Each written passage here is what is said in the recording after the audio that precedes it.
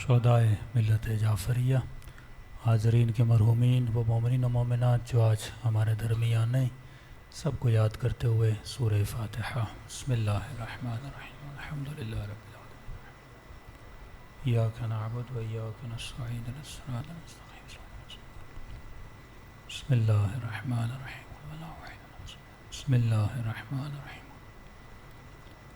ربنا تقبل منا انک انت السمیع العلیم۔ صلوات پڑھے محمد و آل محمد۔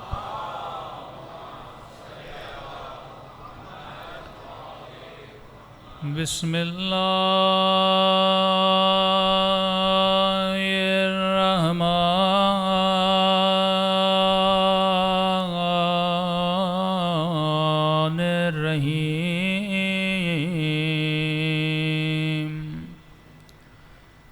الحمد للہ رب العالمین، الحمد للہ کما هو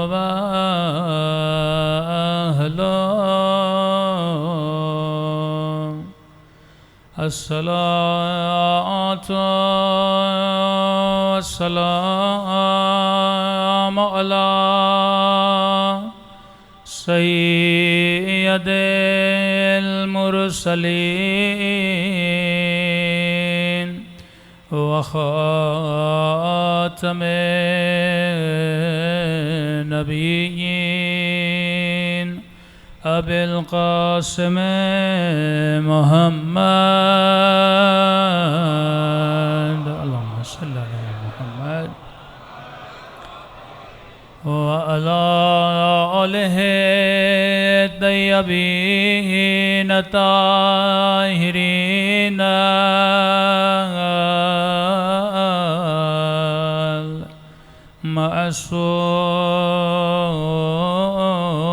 المعصومین۔ سب مل کے مولا کے ظہور کی دعا۔ اللہم کل ولیک حجت ابن الحسن صلواتک علیہ وعلی آبائه فی هذه الساعة وفي كل وليا وحافظا وقائدا وناصرا ودليلا وعينا حتى تسكنه أرضك طوعا وتمتعه فيها طويلا برحمتك يا ارحم الراحمین۔ صلوات پڑھیں محمد و آل۔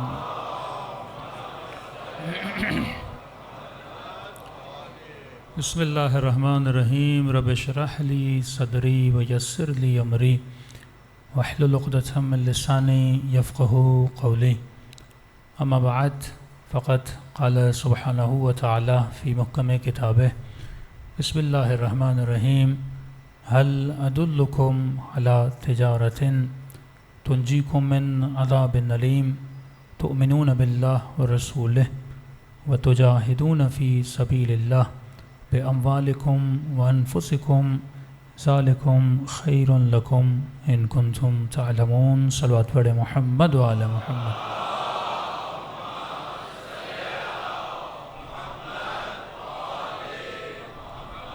دعا ہے پروردگار عالم ہم سب کی عبادتوں کو اپنی بارگاہ میں قبول فرمائے، اور جس مقصد زندگی اور حیات کی خاطر یہ مجالس رکھی جاتی ہیں، خدا ان مقاصد میں بھی ہم سب کو کامیابیاں نصیب فرما دیں۔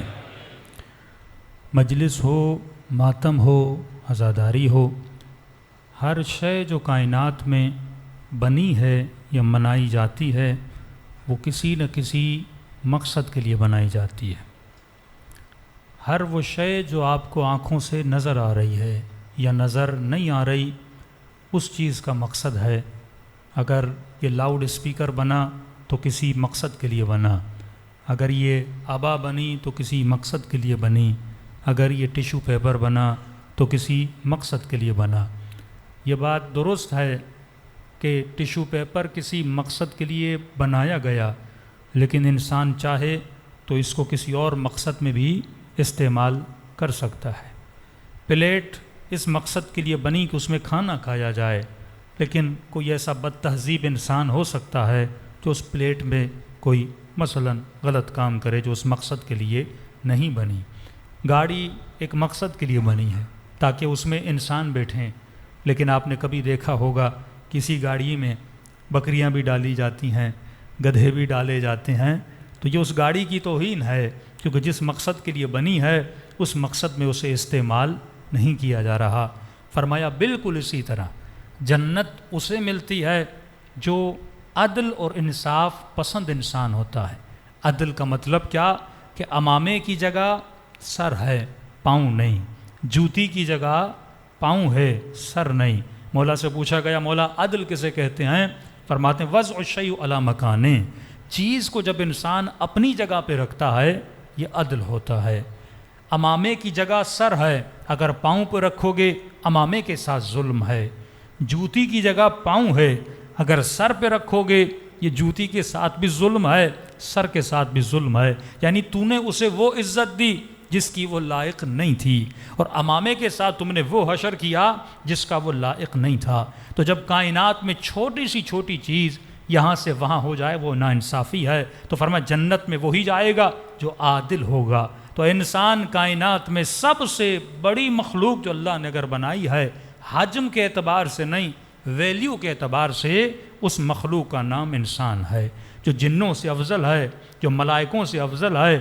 لہٰذا بکریوں کا خون تو بہا دیتا ہے، اس کا کوئی قصاص نہیں ہے، لیکن انسان کے خون کے بہانے پہ اللہ قصاص بہاتا ہے۔ آج تک نہیں کہا کہ جس نے کسی حیوان کو مارا اس نے گویا پوری کائنات کو مارا، لیکن انسان کے لیے بولا گیا کہ من قتل نفسا بغیر نفس او فساد فی الارض، جس نے ایک انسان کو مارا اس نے گویا پوری کائنات کو قتل کر دیا۔ تو جب انسان ظالم بنتا ہے، حدیث کمیل میں آپ پڑھتے ہیں کہ ظلم تو نفسی، اس کا مطلب کیا ہے؟ میں نے اپنے آپ پہ ظلم کیا۔ ظلم کرنے کا مطلب کیا ہے؟ میں نے تو اپنے لیے اچھی گاڑی خریدی، میں نے تو بہترین گھر بنایا، میں نے تو مال و دولت بنایا، تو یہ کیسا ظلم ہے؟ فرمایا نہیں، جس چیز کے یہ جسم لائق نہیں تھا وہ چیز تم نے اس کو دی، اور جس چیز کی روح لائق تھی وہ چیز تم نے اس کو نہیں دی۔ اب پروردگارا تو ہی بتا میں کروں تو کیا کروں؟ تو آواز آتی ہے آؤ میں تجھے بتاتا ہوں تو دنیا میں کیا کرنے آیا ہے۔ تو دنیا میں لہو و لعب کے لیے نہیں آیا، دنیا میں ایک عظیم مقصد لے کر آیا ہے۔ جب اتنی بڑی شخصیت ہے تو لہٰذا اس کا مقصد بھی بڑا ہوگا۔ مثال کے طور پر آپ کا کام ہے ای میل کھولنا یا ورڈ میں چند ٹیکسٹ کو لکھنا، اب اس کے لیے آپ ایک کمپیوٹر خریدیں 10 لاکھ کا، کیپیسٹی بہت ہے، لیکن اس سے آپ کام کیا لے رہے ہیں؟ ایک ویب سائٹ کھول رہے ہیں اپنے ای میل کو چیک کرنے کے لیے۔ لیکن وہ کمپیوٹر کس کے لیے بنا؟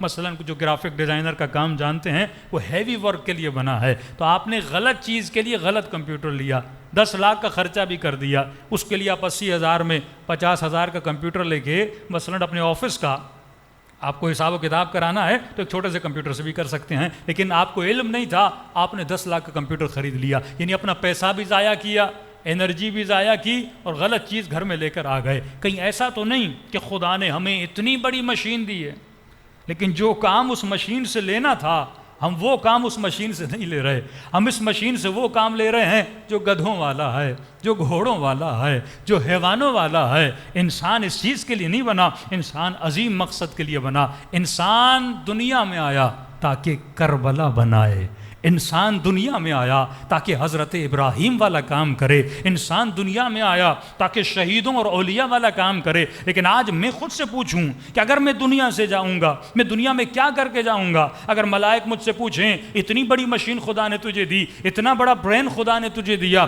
اتنا عظیم جسم خدا نے تجھے دیا کہ تمہاری طاقت یہ ہے کہ سخر لکم ما فی السماوات و ما فی الارض، ہم نے تمہاری خاطر تیرے لیے کائنات کو مسخر کر دیا۔ یہ مت سمجھنا کہ تو چاند کے لیے بنا تھا، تو سورج کے لیے بنا تھا، تو چرند و پرند کے لیے بنا تھا۔ یہ پوری کائنات کا جو انتظام دیکھ رہے ہو، اے میرے بندے، یہ ساری کائنات میں نے تیرے لیے بنائی تھی۔ یہ چاند تیرے لیے بنا، یہ سورج تیرے لیے بنا، یہ قندیل شمس و قمر تیرے لیے بنی۔ لیکن یہ بات یاد رکھنا، ایک چیز اس کائنات میں ہے جسے میں نے اپنے لیے بنایا ہے۔ پروردگارا وہ کون سی چیز ہے؟ فرمایا انسان میں نے تجھے اپنے لیے بنایا ہے۔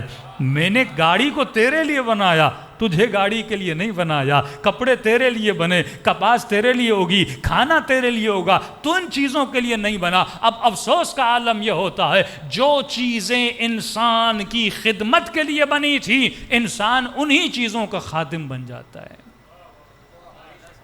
اس کے بجائے کہ جسم میری خدمت کرے، میں جسم کا خادم بن جاتا ہوں۔ اس کے بجائے کہ یہ جسم مجھے جنت میں لے جائے، میں جسم کے لیے دنیا کو جنت بنا دیتا ہوں۔ جسم آسائشوں کے لیے نہیں ہے، جسم یہاں پہ آرام کے لیے نہیں ہے، یہ جسم بنا اس لیے تاکہ آخرت میں تجھے جنت میں لے جائے۔ اب جب فلسفہ ہی کلیئر نہ ہو، لہٰذا انسان کے ایکشن بھی بدل جاتے ہیں۔ تو پروردگارا تو بتا تو صحیح، میں کائنات میں آیا، میں کروں تو کیا کروں؟ اس کائنات میں رہوں تو کیسے رہوں؟ تو قرآن کی آواز آتی ہے، ہل ادلکم علی تجارت، اے میرے بندے کیا میں تجھے، اللہ کہہ رہا ہے، یہ ڈائریکٹ کلام کر رہا ہے اپنے بندوں کے ساتھ، بیچ میں کوئی نبی نہیں ہے، کہتا ہے میں اللہ ہل ادلکم علی تجارت، ایک ایسے بزنس کی طرف دعوت دوں، ایک ایسی تجارت کی طرف دعوت دوں۔ کون سی تجارت؟ علی تجارت تنجیکم من عذاب اللہ، ایک ایسی تجارت جو تجھے اللہ کے عذاب سے بچا لے، جو تجھے جہنم کی آگ سے بچا لے، جو تجھے وہاں کی تکلیفوں سے بچا لے۔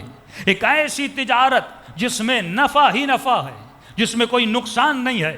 دنیا کا بڑے سے بڑا بزنس مین جب آپ کے ساتھ بزنس کرے گا، جب آپ اس کے ساتھ تجارت کرتے ہیں، اس میں نفع ہوتا ہے یا نقصان ہوتا ہے، لیکن جو اللہ کے ساتھ تجارت کی جاتی ہے اس میں کوئی نقصان نہیں ہوتا، اس میں نفع ہی نفع ہوتا ہے۔ اب آئی ہل ادلکم علی تجارت تنجیکم من عذاب علیم تؤمنون باللہ وتجاہدون ورسولہ وتجاہدون فی سبیل اللہ باموالکم وانفسکم۔ اے خدا یہ تجارت کیسے ہوتی ہے؟ فرمایا اس تجارت کی دو شرطیں ہیں۔ پہلی شرط یہ ہے کہ اللہ پر ایمان رکھنا، دوسری شرط یہ ہے میرے رسول پر ایمان رکھنا۔ اور دخول اگر چاہتے ہو، اگر اس میدان میں داخل ہونا چاہتے ہو تو اپنے وجود میں دو ایمان لے کر آنا، اللہ پر ایمان لانا، اس کے رسول پر ایمان لانا، اور اس کے بعد کس کے ذریعے تجارت کرنی ہے؟ دنیا میں اگر تجارت کروں گا، پیسے کے ذریعے تجارت کروں گا، گندم کے ذریعے تجارت کروں گا، چاول کے ذریعے تجارت کروں گا، کوئی چیز دوں گا اس کے بدلے میں کوئی چیز لوں گا۔ آپ کو ایک بوری چاول کی دوں گا، اس کے بدلے میں پیسے لوں گا۔ میں آپ کو پیسے دوں گا، آپ اس کو چاول دیں گے، لیکن اے خدا میں دوں تو تجھے کیا دوں؟ معصوم فرماتے ہیں کتنا کریم ہے وہ خدا، جبکہ تیرے پاس تیری تو کوئی چیز ہے ہی نہیں۔ تجارت تو تب ہے جب میری کوئی چیز ملکیت ہو، شرط اصول تجارت ہے۔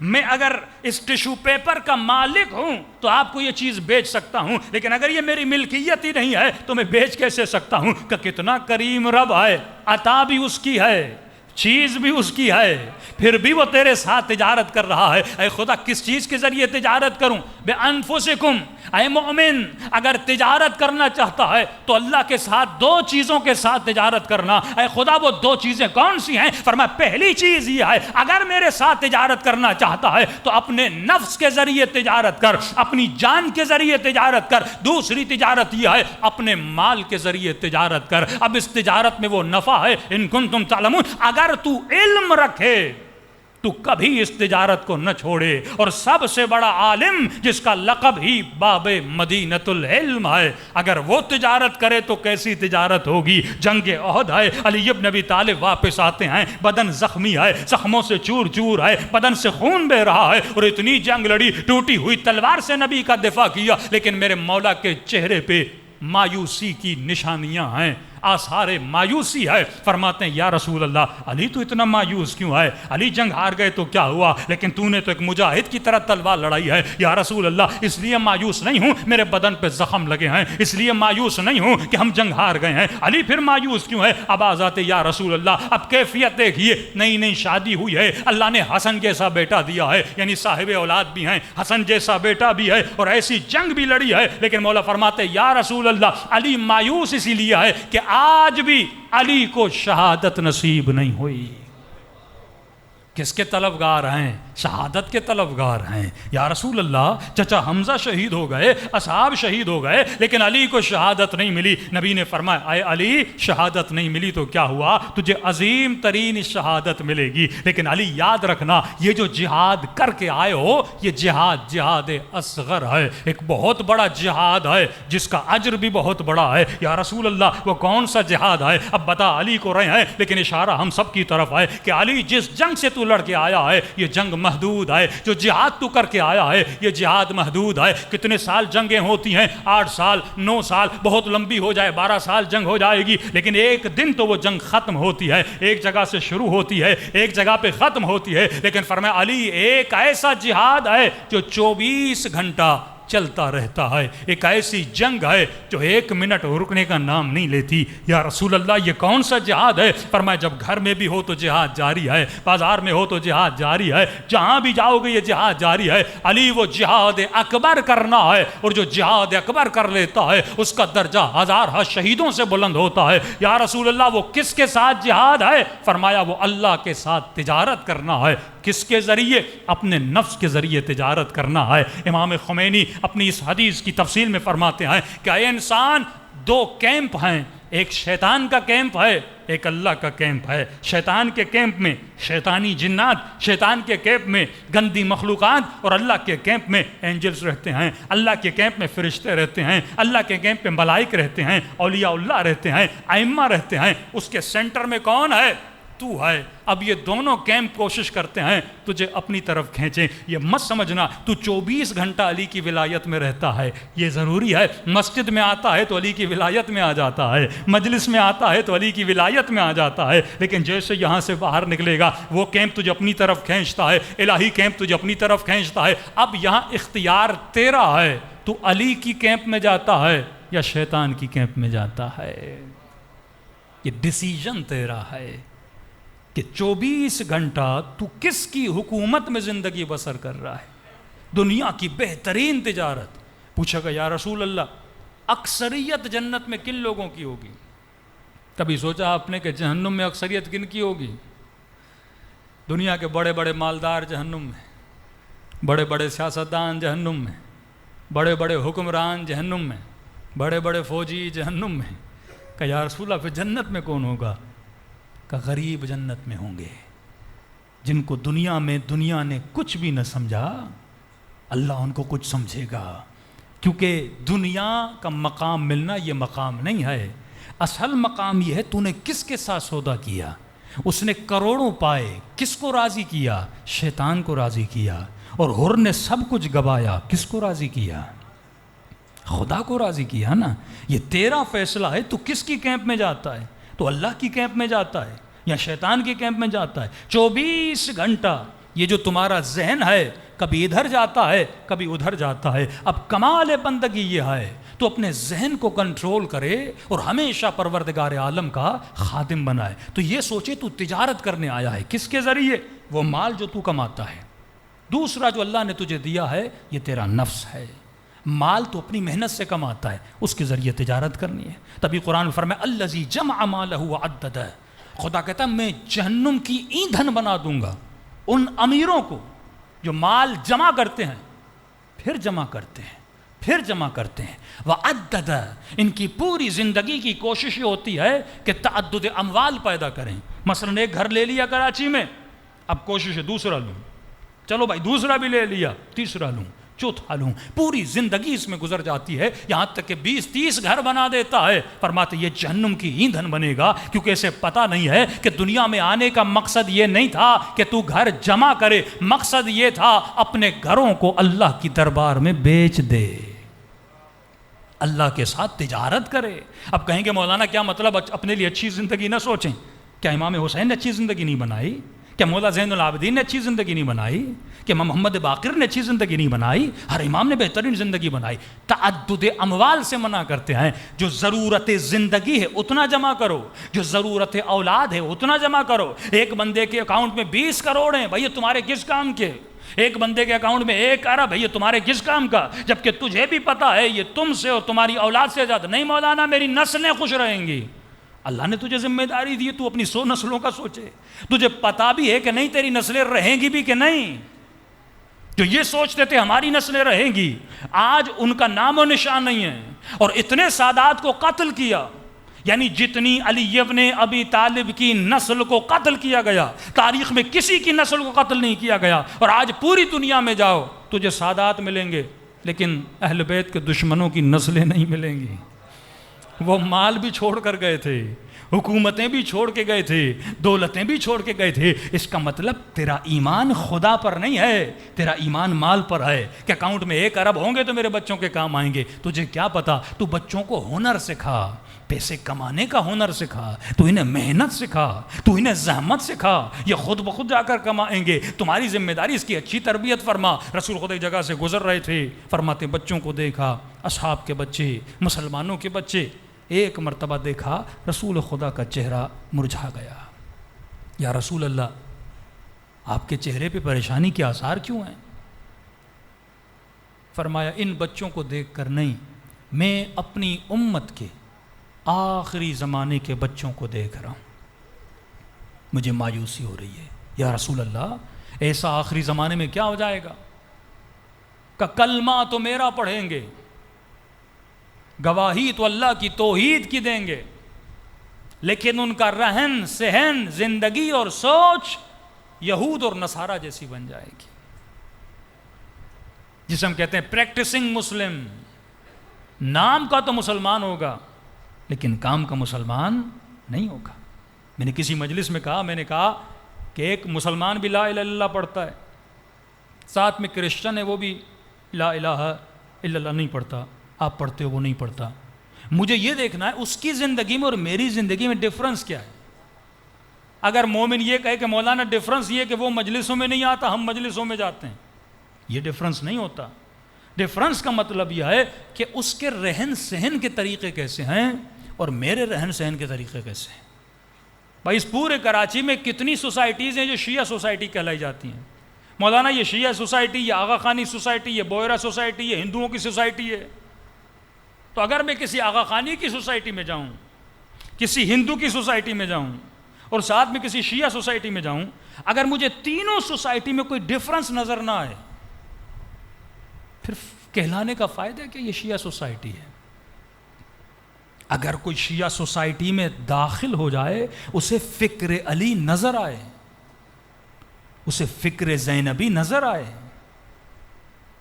اگر میں غیر کی سوسائٹی میں جاؤں، وہاں بھی کچرا پڑا ہوا ہو، گند پڑا ہوا ہو، اور ایک طرف ایک مسلمان کی سوسائٹی میں جائیں اور وہاں بھی کچرا پڑا ہو، تو پھر اس حدیث کا مطلب تو نہیں ہوا کہ صفائی نصف ایمان ہے۔ مطلب میں نے صرف کلمہ پڑھا لیکن میرا رہن سہن سیم ہے۔ ایک غیر شیعہ بھی خدا نخواستہ نشہ کرے، شیعہ بھی نشہ کرے، پھر مطلب ہمارے ایکشنز تو ایک ہی ہوئے نا۔ وہ بھی رشوت لے، میں بھی رشوت لوں، پھر میرے کلمے پڑھنے میں اور اس کے کلمے نہ پڑھنے میں کیا فائدہ ہوا؟ نہیں مولانا وہ اچھے ہیں، ہمارے اندر اچھی عادتیں بھی ہیں۔ چلو اگر آپ جھوٹ نہیں بولتے، انگریز بھی جھوٹ نہیں بولتے کئی، اگر آپ خیانت نہیں کرتے، کئی انگریز ہیں وہ بھی خیانت نہیں کرتے، اگر آپ کسی کا برا نہیں سوچے، کئی انگریز آپ کو مل جائیں گے وہ بھی لوگوں کو برا نہیں سوچتے۔ تو یہاں تک تو آپ سیم ہو گئے نا، فرق کس چیز میں؟ مولا سے پوچھا کہ مولا پھر فرق کہاں سے محسوس ہو؟ فرمایا فرق دیکھنے کا ہے، وہ کائنات کو کس نگاہ سے دیکھ رہا ہے اور تو کائنات کو کس نگاہ سے دیکھ رہا ہے۔ کلمے پڑھنے سے فرق نہیں آتا، جب تمہاری سوچیں بدلتی ہیں تب فرق آتا ہے۔ وہ کمانے جاتا ہے دنیا بنانے کے لیے، تو کمانے جائے آخرت بنانے کے لیے، یہ سوچ میں فرق ہے۔ وہ دنیا برائے دنیا بناتا ہے، تو دنیا برائے آخرت بناتا ہے۔ اس کے سامنے اگر کوئی غریب مر رہا ہو، وہ اگر مدد کرے تو انسانیت کے ناطے، لیکن اس کا یہ تصور نہیں ہے میں اس کی مدد کروں گا میری کوئی جنت بنے گی، اس کا یہ تصور نہیں ہے میں یہاں نیکی کروں گا آخرت بنے گی. وہ صرف سوسائٹی کے اقدار کا خیال کرنے کے لیے ایک اخلاقی مینرز کا خیال کرتا ہے، اس کے تصور میں ہے ہی نہیں. وہ جب مرتا ہے اس کے لیے فرق نہیں پڑتا اسے دفن کرو یا جلا دو، اس کے لیے دنیا کے اختتام کا نام دی اینڈ ہے. لیکن تمہاری زندگی شروع ہی تب ہوتی ہے جب تمہارے بدن سے روح نکلتی ہے. موت انتقال کا نام ہے. 60 سال کی زندگی کے ختم ہونے کے بعد اصل جو حیات ہے وہ مرنے کے بعد شروع ہوتی ہے. عجیب جملہ معصوم کا، فرمایا دنیا میں تو ایک پھل کھاتا ہے اس کے کتنے ذائقے ملیں گے آپ کو. مثلا ایک سیب آپ کھاؤ، سیب کے کتنے ذائقے ہیں؟ یا میٹھا ہوگا یا کھٹا ہوگا یا کھٹا میٹھا ہوگا. میکسیمم ذائقے جو ایک سیب سے آپ کو مل سکتے ہیں وہ کتنے ہوں گے؟ 2 ذائقے، کھٹا اور میٹھا. معصوم کا فرمان ہے آخرت میں جب بندہ کوئی چیز کھائے گا اس کے 50,000 ذائقے ہوں گے. ایک چیز کا ذائقہ کتنا ہوگا؟ 50,000 سال. قیامت کا دن کتنا لمبا؟ قیامت کا ایک ہی دن ہے، 10 دن نہیں ہے. مقدارہ 50,000 سنہ، جس کی لمبائی 50,000 سال کے برابر ہے. اب ہمیں یہ نہیں پتا یہ 50,000 سال قمری ہیں، شمسی ہیں یا نوری ہیں، یہ ہمیں اندازہ نہیں ہے، لیکن اس کی ایک مقدار خدا نے قرآن میں صریحاً بتا دی. ایک دن قیامت کا ہے 50,000 سال کے برابر ہے. مطلب 50,000 سال تو کھڑا رہے گا قیامت میں. کیا سب کھڑے رہیں گے؟ کہ نہیں. کچھ آئیں گے برق کی طرح، نور کی روشنی کی طرح گزر کے چلے جائیں گے. کچھ آئیں گے جو کھڑے رہیں گے. کیا قیامت میں حساب و کتاب ہوگا؟ نمازیں کتنی پڑھی، روزے کتنے؟ کہ نہیں. اللہ کیلکولیٹ اس طرح نہیں کرے گا جس طرح تو کرتا ہے. کہ مولا کیسے کہ یوم تعرف المجرمون بسیماہم، قیامت کے دن مجرم اور مؤمن چہرے سے پہچانا جائے گا. وہ خود بتائے گا میں مجرم ہوں یا مومن ہوں، وہ خود بتائے گا میں منافق ہوں یا کافر ہوں. جب یہ تصور ہی میرا کلیئر نہیں ہے، کافر یہ سوچ نہیں رکھتا، کافر یہ سوچتا ہے میرا جینا مرنا دنیا میں، لہٰذا وہ ساری تجارت دنیا کے ساتھ کرتا ہے. اس کے یہاں کانسیپٹ آف سیلفشنس ہے. ہمارے یہاں کانسیپٹ آف سیلفشنس ہے ہی نہیں. ہمارے یہاں جب انا مرتی ہے، جب میں مرتی ہے، جب خود ہی مرتی ہے تب خدا عطا کرتا ہے. معصوم فرماتے ہیں جو مفاخرہ کرے، جو فخر فروشی کرے، جنت خدا نے اس پہ حرام کر دی. فخر فروشی کا مطلب کیا ہے؟ اب میں نے گھڑی پہنی، بار بار ایسے کروں، دیکھو بھائی یہ فخر فروشی ہے. لوگ موبائل لیں، ہاں بھائی میرے ہاتھ میں آئی فون ہے، بار بار لوگوں کو دکھاتا رہے دیکھو میں نے 2 لاکھ آئی فون لیا ہے. فخر فروشی ہے. خواتین باہر نکلے، افسوس کا عالم ہے نا، مجلس حسین میں آئے اور ایک دوسرے کپڑے دیکھ رہی ہیں، اس نے کون سا ڈیزائن پہنا ہے، اس نے کون سا ڈیزائن پہنا ہے، کون سا برانڈ لیا، اچھا کہاں سے لیا ہے. یعنی وہاں بھی یہ شروع ہو جاتی ہیں کپڑے کہاں کے لیے، تم نے کون سا پہنا، اچھا کون سا ڈیزائن ہے، کل میں پہن کے آؤں گی. یہ نہیں کہ صرف کالا کپڑا پہننا ہے صرف اس لیے کہ سیدہ کا گھر اجڑ گیا ہے. کس کو دکھا رہی ہو تم؟ کس کو دکھا رہے ہو جوان؟ یہ دکھاوے کا جو عالم ہے، یہ سوشل میڈیا دکھاوے کا عالم ہے. یہ انوائرمنٹ جو کریٹ کیا جا رہا ہے دکھاوے کا عالم ہے کہ لوگ مجھے دیکھیں، وہ چاہے گاڑی ہو، وہ چاہے لباس ہو، کوئی بھی چیز ہو. فرمایا جو مفاخرہ کرے جنت اس پہ حرام ہے. کیوں؟ کیونکہ یہ شرک کر رہا ہے. اللہ کہتے ہیں اپنی زینتوں کو میرے دربار میں لاؤ، لوگوں کے دربار میں نہ لاؤ. جب مفاخرے پہ بندہ اتر آئے گا، اب خدا اس لڑکی کو حسین بنائے گا، یہ کیا کرے گی؟ اپنی زینت لوگوں کو دکھانا شروع کر دے گی. اللہ کہتا میں نے تجھے حسین بنایا، میرے ساتھ تجارت کر، میرے ساتھ عشق کر، میرے ساتھ معاشقہ کر، مجھ سے محبت کر. تو کن محبتوں میں پڑ گئی ہے؟ دنیا کے بڑے سے بڑا خریدار آئے، کیا ریٹ لگائے گا تیرا؟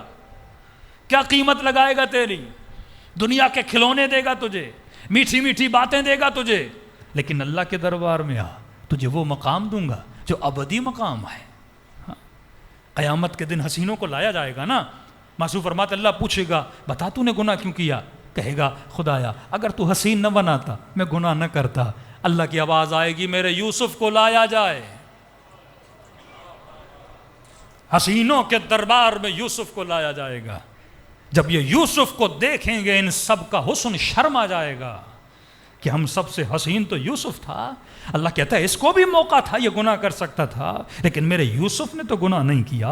الا من رحم ربی, اسے پتا تھا یہ دنیا میں کیوں آیا ہے. یہاں تو حسن بیچنے دنیا میں نہیں آیا, اپنے حسن کو اگر لے کر آنا ہے. اے خاتون, اے میری ماں بہنوں, اگر اس حسن کو لے کر جانا ہے تو مصلی عبادت پر لے کر جا. اگر حسن کو لے کر جانا ہے جو باؤنڈری خدا نے بنائی ہے اس باؤنڈری میں لے کر جا, کیونکہ تو جسم کو دنیا میں دکھاوے کے لیے لے کر نہیں آیا. یہ جسم آیا اسی لیے آئے تاکہ تو ابدی زندگی بنائے. علی ابن ابی طالب کا عجیب جملہ, مولا فرماتے اگر علی کو آخرت کے ہزاروں گھنٹے دیے جائیں, ہزاروں دن دیے جائیں اور اس کے بدلے میں علی سے دنیا کا 1 گھنٹہ لیا جائے, مولا فرماتے میں دینے کے لیے تیار نہیں ہوں, کیونکہ یہی دنیا کا 1 گھنٹہ ہے جو آخرت کے ہزاروں گھنٹے بناتا ہے.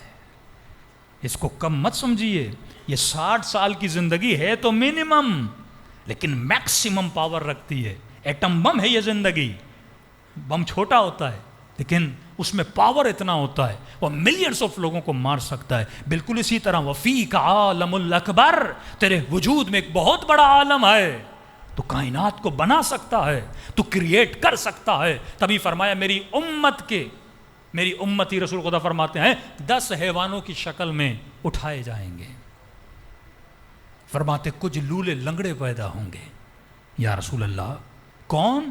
فرمایا منافق, کافر, مشرک. یہ 3 ناقص ہو کے پیدا ہوں گے. تھوڑا علمی موضوع ہے, غور سے سنیے گا. مولا سے پوچھا کہ مولا ہمیں سمجھائیں تو صحیح کہ یہ دنیا اور وہ عالم, آخرت کا عالم, اس کے کئی نام ہیں. عالم قبر, عالم برزخ. پہلے تو ہمیں یہ نہیں پتا کہ ہمیں کہاں کہاں سے گزرنا ہے. مولا فرماتے ہیں اللہ اس بندے کی زندگی میں سکون لاتا ہے. کون سا بندہ؟ جو 3 چیزوں کو جان لے.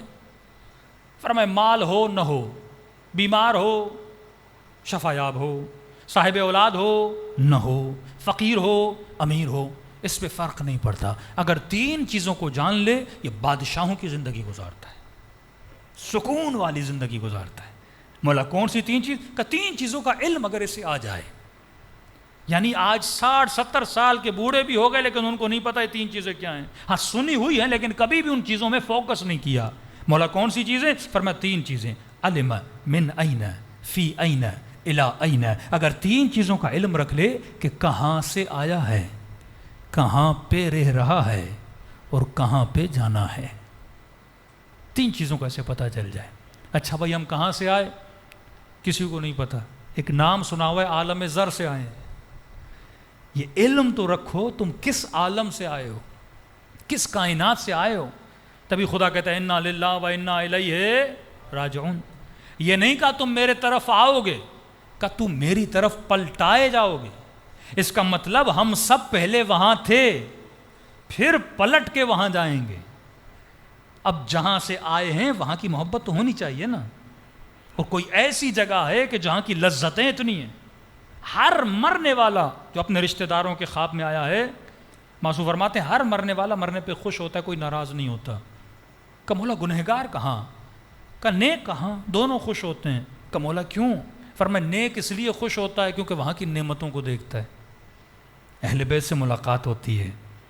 گنہگار اس لیے خوش ہوتا ہے اچھا ہوا جلدی مر گیا, زیادہ میں نے گناہ نہیں کیے, کیونکہ وہاں کے عذاب کو دیکھتا ہے. لیکن معصوم فرمایا ایک مرتبہ تو اس عالم کی جھلک دیکھ لے. اب کس طرح سمجھائیں آج کے جوان کو کہ وہ کائنات ہے کیا جہاں پہ تو جانے والا ہے. یعنی شوق پیدا ہوگا آپ کے دل میں. کیوں فرمایا کہ اللہ کے عباد موت کا شوق رکھتے ہیں, شہادت کی تمنا کرتے ہیں, دعائیں کرتے ہیں. مولا علی پوری رات روتے تھے کہ اس جنگ میں علی کو شہادت کیوں نہیں ملی, اور جب سر پہ ضربت لگتی ہے تو فرماتے ہیں واللہ فزتو برب الکعبہ, رب کعبہ کی قسم کہ علی آج کامیاب ہوا. موت کو علی کامیابی سمجھ رہے ہیں کیونکہ موت فنا کا نام نہیں ہے, موت اللہ کی ملاقات کا نام ہے. بندہ خدا سے ملنے جاتا ہے.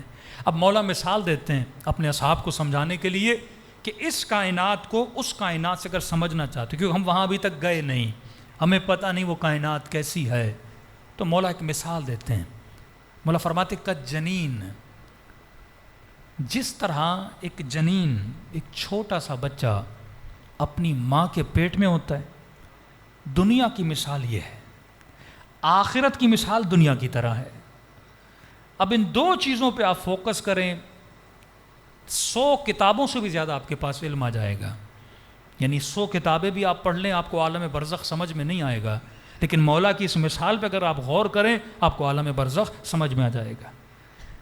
فرمایا جس طرح جنین ماں کے پیٹ میں، سمجھو یہ تمہاری دنیا ہے، اور جب وہ باہر اس دنیا میں آتا ہے سمجھو یہ عالم برزخ ہے کوئی ایسا میتھامیٹک پڑھا ہوا بندہ جو مجھے بتا سکے کہ دنیا اس کائنات کے مقابلے میں ماں کا پیٹ ہے کتنا؟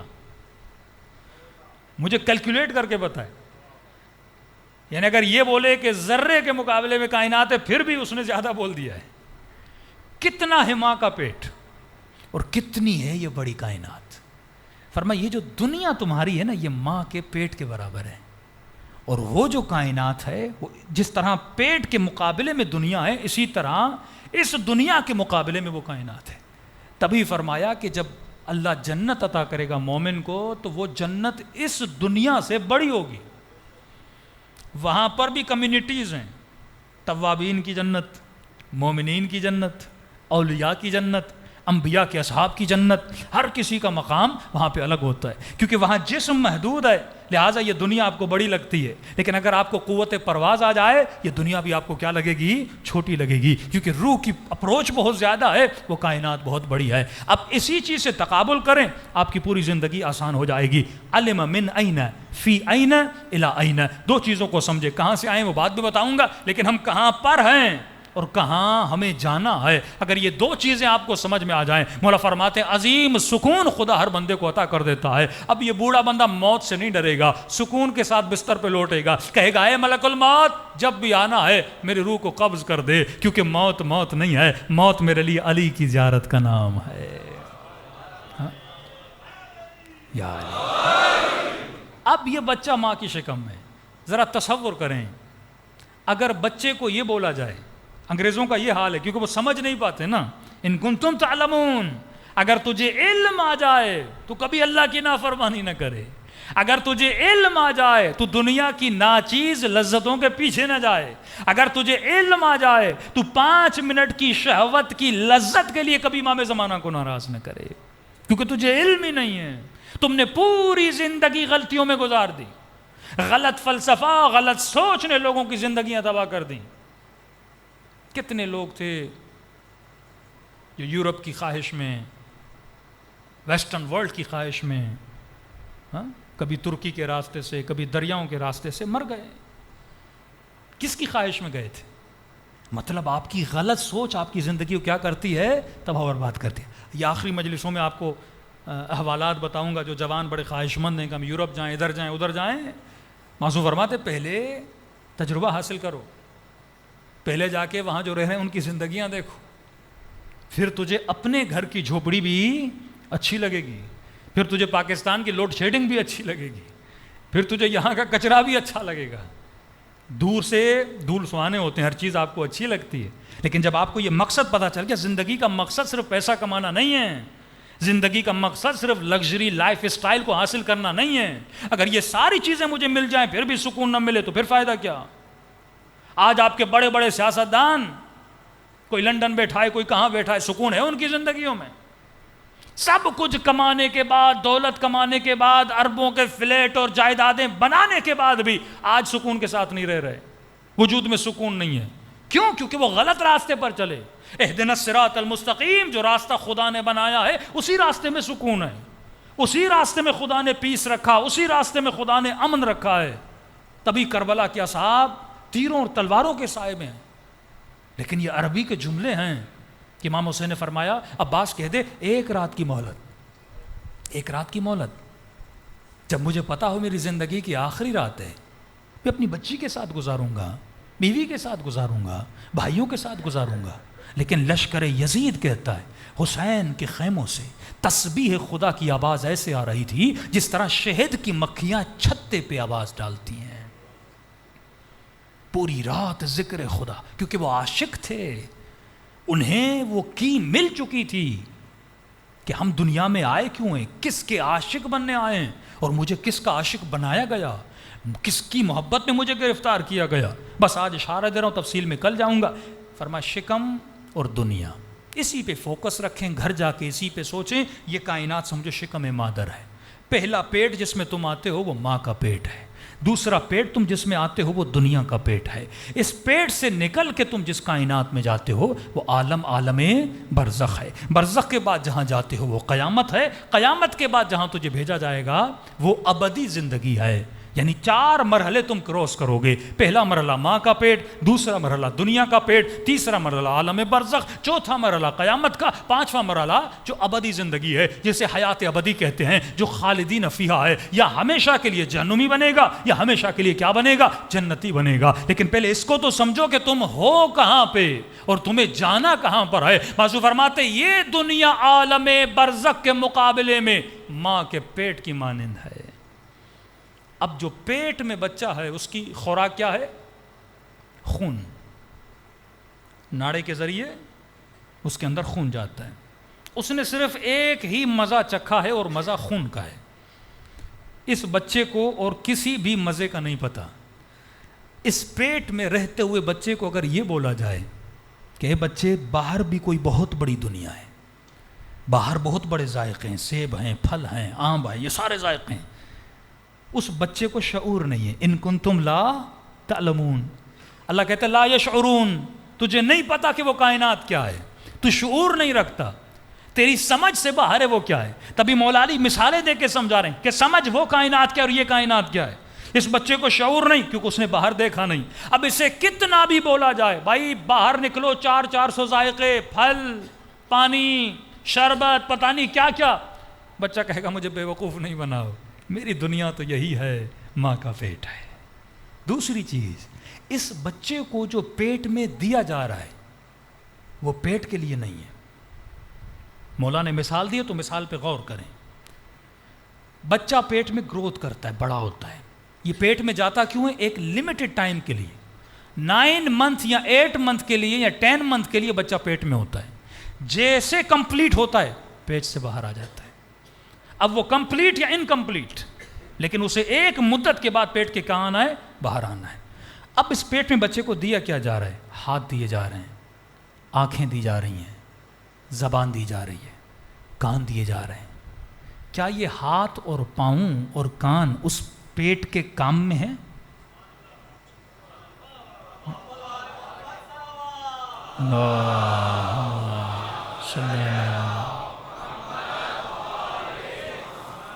تھکے تو نہیں آپ لوگ؟ چٹپٹی مجلس پڑھنا شروع کر دوں گا، تھک گئے تو صلوات پڑھے محمد و آل محمد۔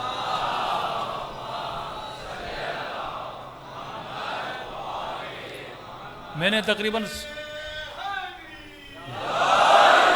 100 بار سوچا کہ یہ موضوع پڑھا بھی جائے کہ نہ پڑھا جائے، کیونکہ مشکل موضوع ہے اور اس میں پھر کشش پیدا کرنا بڑا مشکل ہوتا ہے۔ لیکن معاشرے کی ساری برائیوں کو دیکھنے کے بعد، پاکستان ہو، اب میں امریکہ تو نہیں گیا لیکن یورپ، UK، افریقہ، سارے مومنین کا حال دیکھنے کے بعد یہی مجھے سمجھ آیا کہ لوگوں کو پتہ نہیں وہ دنیا میں آئے کیوں۔ واللہ اگر آدمی کو پتہ چل جائے، فرمایا من عرف نفسہ فقد عرف ربہ، ہم نے ابھی تک خود کو نہیں پہچانا، خود کو ضائع کر رہا ہے یہ جوان، اسے پتہ ہی نہیں ہے دنیا میں آیا کیوں ہے۔ ایک مومن، یعنی وہاں پہ میں نے مایوس چہرے دیکھے۔ یہاں تو الحمدللہ پاکستان میں جب مجلس پڑھتے ہیں، ابھی جہاں جہاں میں پڑھ کے آیا ہوں 80% مجھے جوان طبقہ نظر آ رہا ہے، یہ شوق اور ذوق ہے۔ لیکن آپ یورپ جائیں، UK جائیں، سارے بوڑھے بیٹھے ہوتے ہیں، جوان آتے ہی نہیں۔ جو کشش آپ کو یہاں مل رہی ہے وہاں نہیں ہے، کہ لوگ سسٹم کو نہیں سمجھ پاتے، مطلب کفر کے سسٹم میں رہتے وہ اسلام والا بننا چاہتے، ہو نہیں سکتا۔ جو بیسک ہے اسلام کی سسٹم کی، اگر آپ کو وہ سمجھنا ہے، اللہ کی سب سے بڑی امانت انسان کی اولادیں تباہ و برباد کر دی لوگوں نے۔ سید فیملیاں میں نے دیکھی 14-15 سال کی بچیاں، دوپٹے انہوں نے اتار دیے. اب کہتے ہیں مولانا ہم نے تو بڑی کوشش کی. کیا کوشش کی تم نے؟ تو دن رات پیسے کے پیچھے لگا رہا، تو لگژری لائف کے پیچھے لگا. مل گئی نا سب چیز، اب سکون ہے بڑھاپے میں تمہیں؟ کیا منہ دکھاؤ گے قیامت میں؟ اب سنو مولا علی کے جملے. مولا فرماتے ہیں یہ پیٹ میں جو اس بچے کو ہاتھ دیے، پیٹ کے لیے دیے، کسی کام کے نہیں، فالتو ہیں. پیٹ میں آنکھ کام کی نہیں، کیا دیکھے گا وہ؟ پیٹ میں کان کام کے نہیں، کیا سنے گا وہ؟ جو اعضاء اس کو پیٹ میں دیے گئے وہ پیٹ کے لیے نہیں تھے، وہ دنیا کے لیے تھے. جو چیزیں وہاں بن رہی تھیں وہ پیٹ کے لیے نہیں تھیں، وہ دنیا کے لیے تھی. اسی طرح تو دنیا میں اللہ تجھے جو کچھ دیتا ہے وہ دنیا کے لیے نہیں دیتا.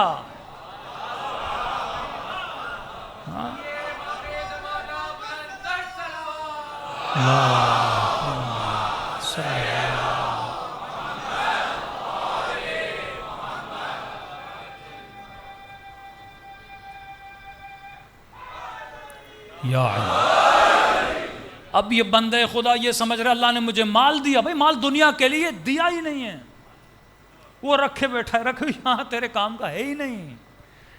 تو گھوم پھر کے وہیں کھڑا رہے گا. جو کچھ خدا نے تجھے ماں کے پیٹ میں دیا دنیا کے لیے، یعنی وہاں زبان اسی لیے دی کیونکہ دنیا میں کوئی سیب تھا. وہاں کان اسی لیے دیے کیونکہ دنیا میں کچھ آوازیں تھیں تجھے سننی تھیں. وہاں پہ ٹانگیں اس لیے دی کیونکہ دنیا میں تجھے چلنا تھا، ماں کے پیٹ میں تو چل نہیں سکتا.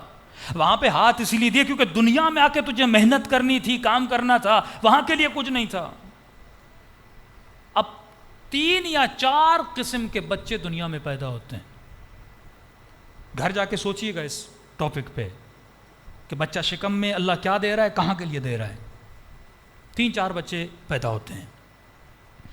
ایک وہ بچہ جو ناقص پیدا ہوتا ہے، مثلا ایکسٹرا آرڈنری پارٹس ہوتے ہیں یا نہیں ہوتے. ایک بچہ پیدا ہوا جس کے 2 دل ہیں. اب یہ کمال نہیں کہ یہ 2 دل لے کر آیا، یہ نقص ہے. کئی لوگ قیامت میں جائیں گے ایکسٹرا آرڈنری عبادتیں لے کے، نقص ہوگا.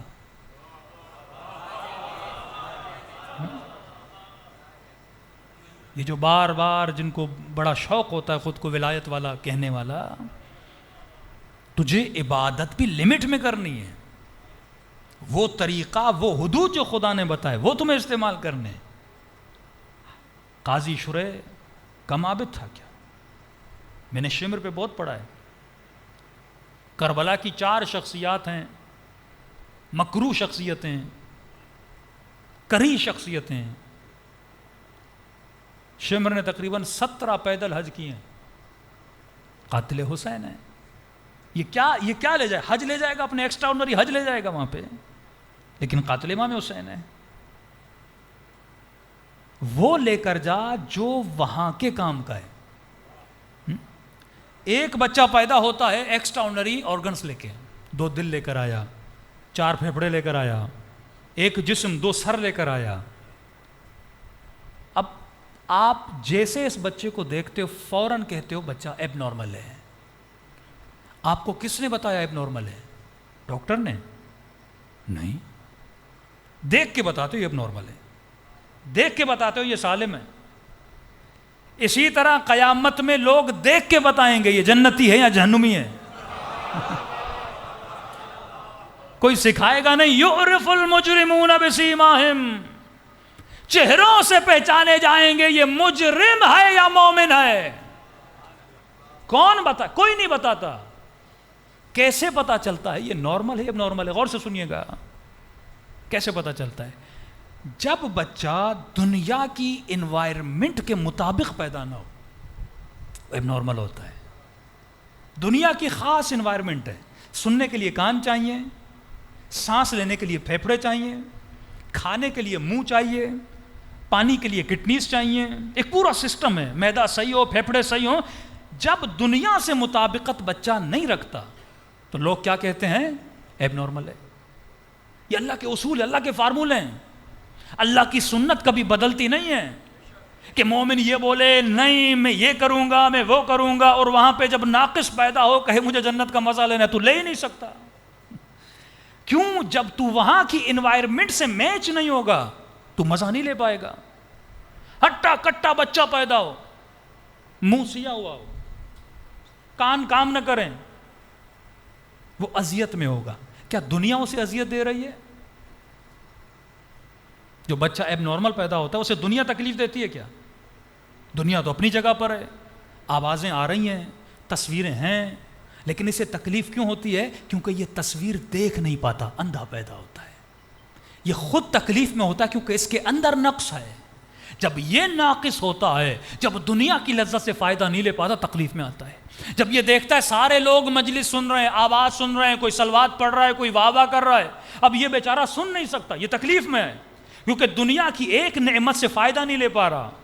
جب یہ چکھنے کی تکلیف اس کی ختم ہو جاتی ہے، جب یہ چیزوں کو سونگھ نہیں پاتا، جب یہ چیزوں کو دیکھ نہیں پاتا، تکلیف میں آتا ہے۔ تو نقص دنیا میں نہیں ہے، جب نقص اس کے اندر ہوتا ہے، لہٰذا یہ 60-70 سال جو دنیا میں گزارتا ہے تکلیف میں گزارتا ہے۔ بندہ بوڑھا ہو جاتا ہے نا، گھٹنے کام نہیں کرتے، بھئی دنیا تو وہی ہے، تو تکلیف میں کیوں ہے؟ کیونکہ تو صحیح سے چل نہیں پا رہا، تیرے دانت چلے گئے تو چبا نہیں پا رہا، تو تکلیف میں ہے۔ آنکھیں کمزور ہو گئی، مولانا صحیح سے نظر نہیں آ رہا، تو تکلیف میں ہے۔ چیزوں کو دیکھ نہیں پا رہا، کیونکہ نقص تیرے اندر ہے، لہٰذا تو تکلیف میں چلا جاتا ہے۔ فرماتے ہیں بالکل اسی طرح جب آخرت میں دنیا کے پیٹ سے نکل کے برزخ کے پیٹ میں تو پیدا کیا جائے گا، اگر تیرے اعضاء کامل نہیں ہوں گے، جب تو وہاں کی لذتوں سے فائدہ نہیں لے پائے گا تو تکلیف میں چلا جائے گا۔ یہی تیری جہنم ہے، یہی جنت کا فلسفہ ہے۔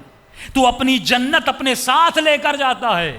اگر صحیح سالم پیدا ہوگا جنت کی نعمتوں سے فائدہ لے گا، لیکن اگر وہاں پہ اندھا پیدا کیا جائے گا، قرآن کہتا ہے نا جو یہاں پہ اندھا ہے وہ وہاں پہ اندھا ہے۔ اندھے کا مطلب کیا ہے؟ جس نے دنیا میں شعور نہیں پالا، آخرت میں اندھا پیدا ہوگا۔ تو پہلا بچہ جو دنیا میں پیدا ہوتا ہے ناقص بچہ، اضافی آرگنز لے کر آتا ہے۔ دوسرا بچہ جو دنیا میں پیدا ہوتا ہے، آرگنز تو اس کے کمپلیٹ ہیں لیکن اضافی لے کر آیا ہے۔ مثلا 6 انگلیوں کے ساتھ پیدا ہوا، اب اس کا علاج ہے لیکن اس کو تکلیف ہوگی، اس کی انگلی کاٹی جائے گی۔ اضافی ہڈی لے کر آیا، اس کا بھی علاج ہے، ڈاکٹر ہڈی کاٹیں گے، یہ صحیح سالم ہو جائے گا۔ تیسرا وہ بچہ جو صحیح سالم پیدا ہوتا ہے۔ چوتھا جو بچہ سالم ہے پر بیمار پیدا ہوتا ہے۔ اب مولا فرماتے ہیں بالکل اسی طرح آخرت میں بھی جو لوگ پیدا ہوں گے، یہ موت جو آپ کو آتی ہے وفات پیدا ہونے کا نام ہے، فرمایا اسی طرح 4 قسم کے لوگ پیدا ہوں گے۔ ایک ناقص پیدا ہوں گے، لولے، لنگڑے، اندھے، بہرے پیدا کیے جائیں گے۔ دوسرے وہ ہوں گے جو پیدا ہوں گے اضافی لے کر آئیں گے، جن کو برزخ میں عذاب کے ذریعے سے جس طرح یہاں ڈاکٹر تمہارے جسم کو سیٹ کرتا ہے اسی طرح ان کو سیٹ کیا جائے گا۔ تیسرے وہ جو بیمار پیدا ہوں گے، پھیپھڑے تو ہیں پر طاقتور نہیں ہیں، ان کو مشین میں رکھنا پڑتا ہے 1 مہینہ 2 مہینہ جب تک یہ بچہ سیٹ ہو جائے۔ کمزور پیدا ہوا ہے، اسے الگ رکھا جاتا ہے تاکہ یہ سیٹ ہو جائے۔ اسی طرح کئی لوگ برزخ میں جائیں گے جو بیمار ہو کر جائیں گے، اب اسے برزخ میں ایک وقت گزارنا پڑے گا یہاں تک کہ یہ برزخی جنت میں چلا جائے۔ فرمایا اور کچھ وہ ہیں جو صحیح سالم پیدا ہوں گے، فوراً وہاں کی نعمتوں سے جا کے استفادہ کریں گے۔ مولا وہ کون ہے؟ فرمایا وہ علی اور آل علی کے شیعہ ہیں۔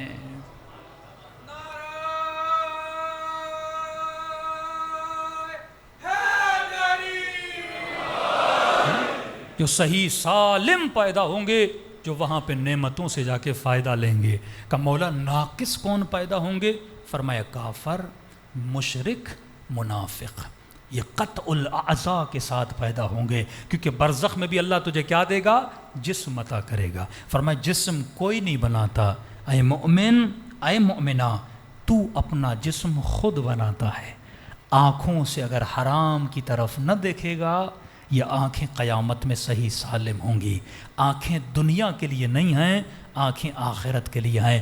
ہاتھوں سے کسی کا مال نہیں کھائے گا، کسی پہ ظلم نہیں کرے گا، ہاتھ وہاں پہ نورانی ہوں گے۔ زبان سے جھوٹ نہیں بولے گا، غیبت نہیں کرے گا، کسی کی برائی نہیں کرے گا، وہاں پہ زبان صحیح سالم ہوگی۔ شکم میں لقمہ حرام نہیں جائے گا، شکم وہاں پہ صحیح سالم ہوگی۔ اعضائے نکاح سے حرام کاریاں نہیں کرے گا، وہاں پہ ہر شے خدا صحیح سالم دے گا۔ پھر آواز آتی ہے کہ قیامت کے دن یوم تری المؤمنون والمؤمنات یسعی نورہم بین ایدیہم وبایمانہم، جب لوگوں کو لایا جائے گا ان کے پورے وجود سے نور نکل رہا ہوگا۔ مولا یہ کون ہے؟ فرماتے ہیں علی کے شیعہ نور کے ممبروں پہ بیٹھے ہوں گے۔ علی کا شیعہ کون ہے؟ جو سلمان کی طرح اپنے جسم کو یہاں بچائے تاکہ عالم برزخ میں صحیح سالم جسم لے کر پیدا ہو۔ صلوات پڑھے محمد و آل محمد۔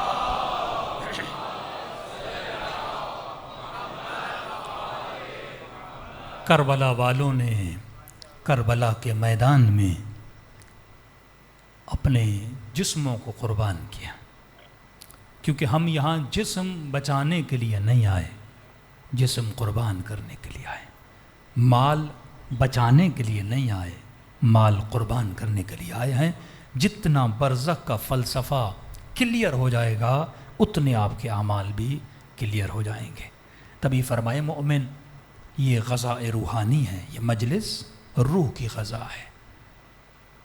کئی میں نے لوگ دیکھے، بھائی آپ کیا کریں مولانا، اب کچھ کرنے کو ہے نہیں۔ کیوں؟ کا پیسہ کما لیا، گھر بنا لیا، بچوں کی شادی کر لی، اب کچھ نہیں ہے کرنے کے لیے۔ اس نے سمجھا تھا میں دنیا میں اس لیے آیا ہوں، اسے پتہ ہی نہیں میں دنیا میں کس کے لیے آیا ہوں۔ لیکن زین العابدین کو دیکھو، سیدہ زینب کو دیکھو، زندان شام ہے، اندھیری رات ہے، بی بی اٹھتی ہیں، وضو کرتی ہیں، بیٹھ کے نماز پڑھتی ہیں۔ سیدہ زینب کو بھی نماز پڑھنے کی ضرورت ہے۔ عالمہ غیر معلمہ، کیا وہ اجر جمع کر رہی ہیں؟ نہیں، بی بی کو پتہ ہے میں دنیا میں آئی کیوں۔ جب تک اپنے رب عالمین کا شکر ادا نہ کیا جائے، جو نعمتیں انہوں نے اہل بیت علیہ الصلوۃ والسلام کو عطا کی ہیں۔ امام سجاد پوچھتے ہیں کہ پھوپھی اماں، میں نے پورے سفر میں آپ کو بیٹھ کر نماز پڑھتے ہوئے نہیں دیکھا۔ فقہی مسائل جانتی ہیں سیدہ، تب تک بیٹھ کے نماز نہیں پڑھ سکتے جب تک تیرے وجود میں تکلیف نہ ہو۔ فرماتی ہیں سجاد میرے لال، زندان میں کھانا بہت کم آتا ہے، زینب سارا کھانا بچوں میں تقسیم کر دیتی ہے۔ اب میرے بدن میں طاقت نہ رہی کہ کھڑے ہو کر نماز پڑھوں، تو یہ کہنا تو بنتا ہے نا کہ وائے ہو مجھ پہ، میرا جسم بھی سالم ہے۔ امام سجاد کی پیٹھ پہ کتنے تازیانے لگے، کتنے پتھر لگے، کتنے دن کے پیاسے اور بھوکے تھے۔ کیا پیغام دے رہے ہیں کہ مقصد بشریت کیا ہے۔ اسی لیے امام زمانہ ایک مومن کو فرماتے مومن جب آنکھوں میں آنسو آ جائیں سب سے پہلی دعا جو کرنا میرے ظہور کی دعا کرنا، کہ مولا خدا کو جب دعا کے لیے ہاتھ بلند کروں تو کون سا واسطہ دوں؟ فرما اللہ دو واسطے کبھی رد نہیں کرتا، کہ ایک میری پھوپھی زینب کا واسطہ، دوسرا میری ننھی سی سکینہ کا واسطہ۔ پہلی محرم کی رات ہے، نہیں پتا یہ کتنی راتیں ہمیں نصیب بھی ہوں کہ نہ ہوں۔ تبھی فرمایا ہر مجلس کو زندگی کی آخری مجلس سمجھ کے سنا کرو، دلوں کو کربلا لے کر چلیں اور سلام کریں اپنے آقا کی مظلومیت میں۔ السلام علی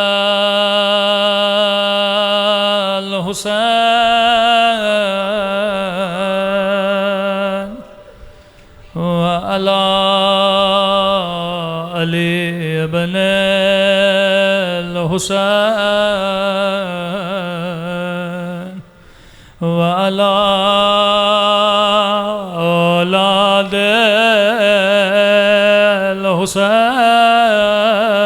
الحسین وعلی اصحاب حسین کی صدا بلند ہو، السلام علی الحسین وعلی علی ابن وعلی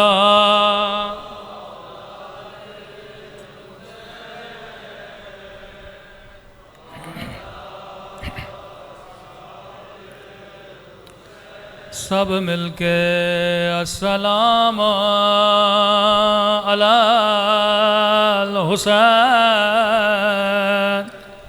وعلی علی ابن وعلی اولاد الحسین وعلی اصحاب میرا سلام ہو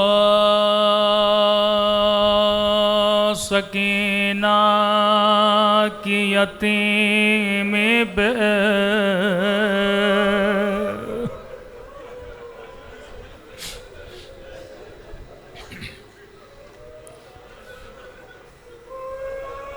میرا سلام ہو رباب کی اجڑی ہوئے گودی پہ میرا سلام ہو علی اکبر کے چھلنی سینے پہ میرا سلام ہو زینب کی اجڑی ہوئی چادر پہ محرم کے دن شروع ہوئے 2-3 جملے امام زمانہ کے پڑھ دوں زیارت ناہیہ میرے مولا کا نوحہ ہے سنیں گے کس طرح کربلا کے مصائب کو یاد کر کے روتے ہیں فرمایا میرا سلام ان زخمی کلائیوں پہ میرے جملے نہیں امام زمانہ کے جملے ہیں میرا سلام ان زخمی کلائیوں پہ جنہیں پس گردن باندھا گیا تھا کس کے ہاتھوں کو باندھا گیا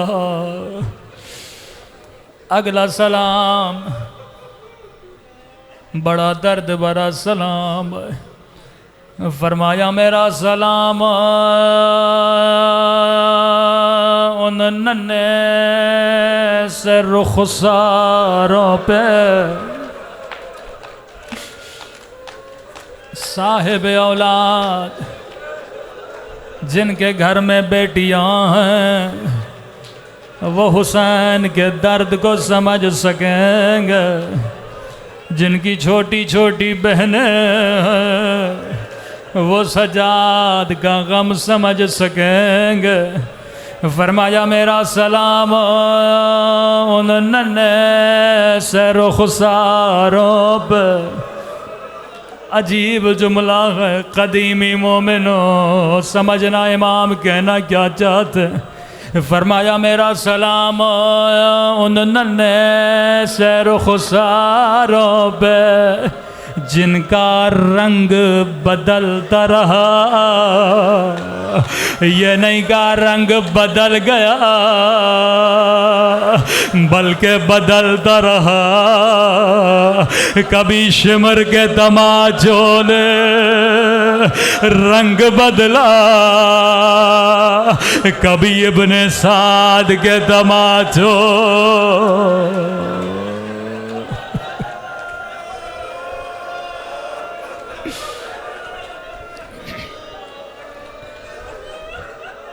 فرمایا مومن تو پانی روتا لیکن تیرا امام زمانہ خون روتے مومن تو سن کے برداشت نہیں کرتا، لیکن میں نے اپنی آنکھوں سے دیکھا ظالم میری پھوپھیوں کی چادر چھین رہے تھے، خیموں کو آگ لگا رہے تھے۔ اگلا سلام بڑا درد بھرا سلام، آج وقت کی کمی ہے، کل انشاءاللہ میں تفصیل سے پڑھوں گا۔ آخری سلام اور زحمت کو تمام کروں، قبولیت دعا کی گھڑی ہے۔ فرمایا جب آنکھوں میں آنسو ہوں میرے ظہور کی دعا کیا کرو۔ ہر روز میں اپنے ظہور کے لیے دعا کرتا ہوں، کب میرا ظہور ہوگا، کب میں اس ظالم سے بدلہ لوں گا جس نے میری اماں کی پسلیاں توڑے، جس نے میری سکینہ کو تماچے مارے، جس نے میری پھوپھی زینب کو تازیان مارے۔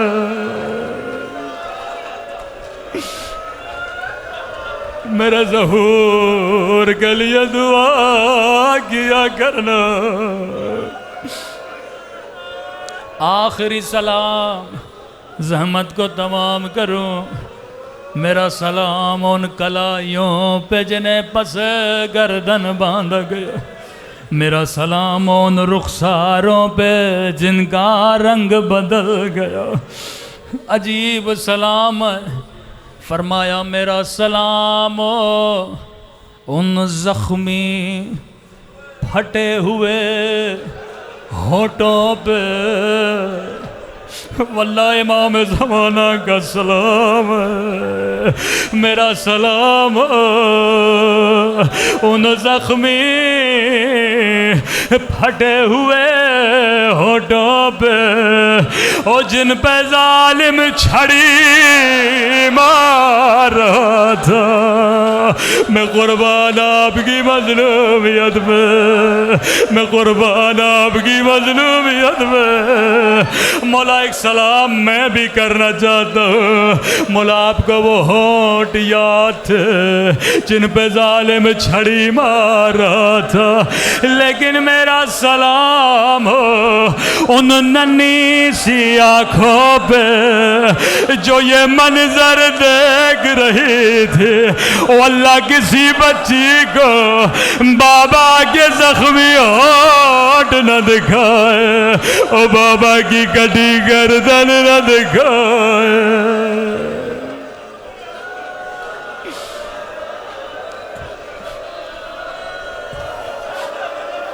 اللہم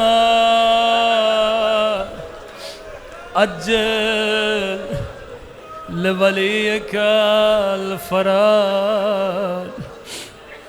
اے خدا تجھے حسین کے زخمی ہونٹوں کا باعث امام زمانہ کا ظہور فرما، ہم سب کو مولا کے اعوان و انصار میں شریک فرما۔